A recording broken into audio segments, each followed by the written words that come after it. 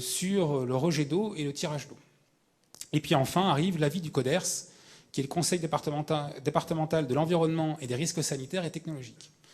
Et en tout dernier, l'avis du préfet, qui donne son avis, qui donne le dernier avis. Aujourd'hui, il faut savoir que de tels projets ont déjà obtenu cet avis, notamment dans la région de Lorraine, à Saint-Avold, à Blénaud et à Toul. Ce sont les mêmes projets. Ils ont obtenu donc l'avis pour construire donc ces unités.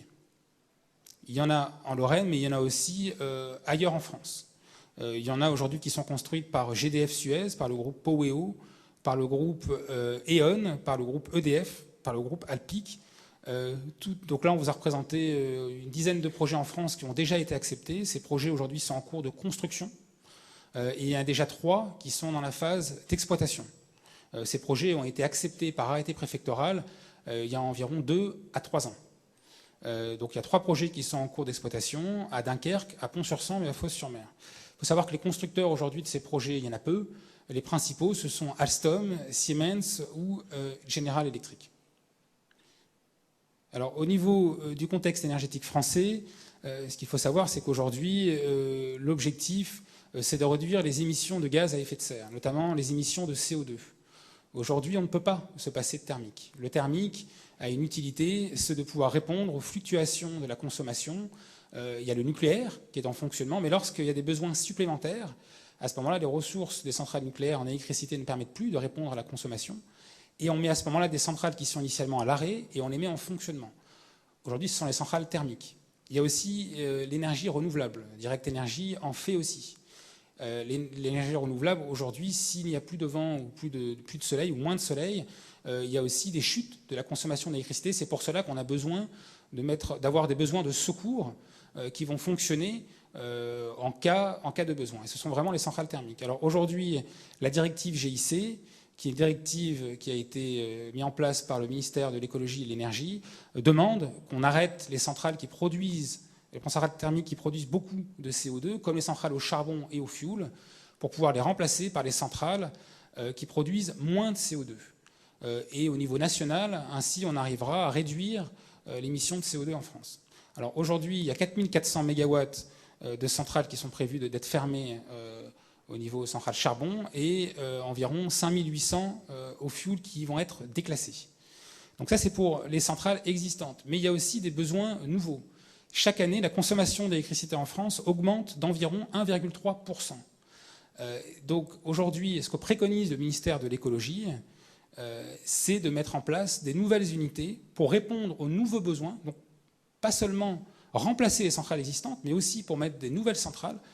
Le ministère de l'écologie préconise de ne plus mettre de centrales au charbon ou au fioul pour les besoins thermiques, mais mettre des centrales qui sont donc à cycle combiné au gaz naturel. Pas des centrales au gaz naturel uniquement des centrales à cycle combiné au gaz naturel. Ce sont les centrales qui ont un rendement de 57%. Aujourd'hui, l'implantation de l'unité de production à Ambar a reçu, de la part du ministère de l'écologie, un avis favorable. Donc on a reçu aujourd'hui l'obtention d'un arrêté ministériel qui précise, cet arrêté ministériel, que nous sommes bien conformes à la politique énergétique de la France dans la réduction des émissions de CO2 et par rapport au Grenelle de l'environnement. Donc cet arrêté ministériel, je vais vous l'afficher. Donc aujourd'hui, je vais un petit peu réduire. Pardon, je ne sais pas si tout le monde voit.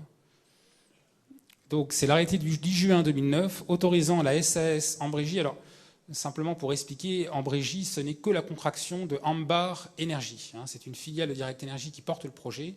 Le nom Ambrégy vient de la contraction de Ambar Énergie. Donc aujourd'hui,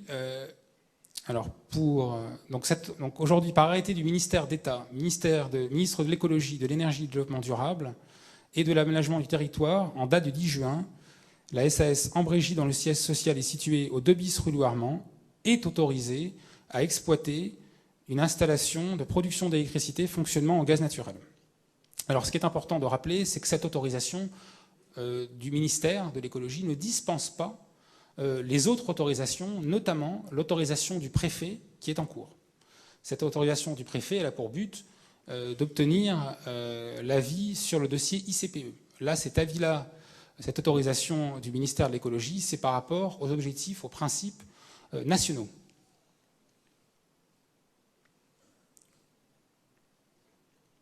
Alors, au niveau de l'intégration paysagère, les élus de la communauté d'agglomération de Sarreguemines nous ont demandé de faire une unité qui s'intégrait dans son paysage de manière à avoir une enveloppe qui intégrait, je dirais, au maximum les éléments de l'unité. Bon, l'architecte qui a réalisé ce projet est là ce soir. Si vous avez des questions après par rapport à cette intégration, vous pourrez lui poser.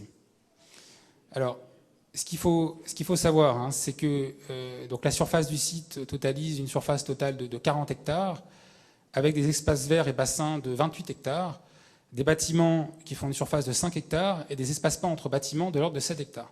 Alors je sais qu'il y a eu une polémique par rapport à la surface du site. Effectivement, Direct Énergie avait demandé à la communauté de l'agglomération un terrain de l'ordre de 25 à 30 hectares. C'est tout à fait vrai, c'était la surface qu'il nous fallait initialement. Seulement, pendant la phase de concertation dont je vous ai fait part au début, avec les services de l'État, notamment avec la police de l'eau, il nous a été demandé de rajouter dans notre projet un bassin qui va s'étendre sur une surface de 9 hectares, un bassin qui va permettre de traiter l'eau et un bassin aussi qui va stagner l'eau, enfin récupérer l'eau pendant 5 jours d'affilée pour permettre un traitement d'eau. Donc ce bassin nous a été demandé par la police de l'eau. C'est vrai qu'il n'était pas initialement prévu dans le dossier. Ce bassin, il est représenté ici. Il est en bleu. Donc il représente une totale. Enfin, il s'étalera sur une surface d'environ 9 hectares. Par rapport à la distance de la cheminée par rapport aux premières habitations, aujourd'hui la cheminée se situera à une distance d'environ 1 km, à peu près un peu plus d'1 km. Pardon. Alors, par rapport au rejet atmosphérique, donc simplement aujourd'hui, ce qu'il est important d'expliquer, c'est que dans toute agglomération, il y a présence d'oxyde de soufre, présence d'oxyde d'azote et présence de poussière. Donc, ce que vous avez représenté devant vous, ce sont les données officielles que nous ont données la préfecture des substances présentes dans l'air sur l'agglomération de Sarreguemines. Donc entre 2002 et 2006, il y avait entre 6 et 2 microgrammes d'oxyde de soufre par mètre cube d'air dans l'air ambiant. Entre 2002 et 2006, il y avait entre 29 et 28 microgrammes d'oxyde d'azote par mètre cube d'air dans l'air ambiant. Et au niveau des poussières, ça se situe entre 22 et 19 microgrammes de poussière par mètre cube d'air. Dans chacune d'agglomérations, il y a ces substances qui sont présentes dans l'air.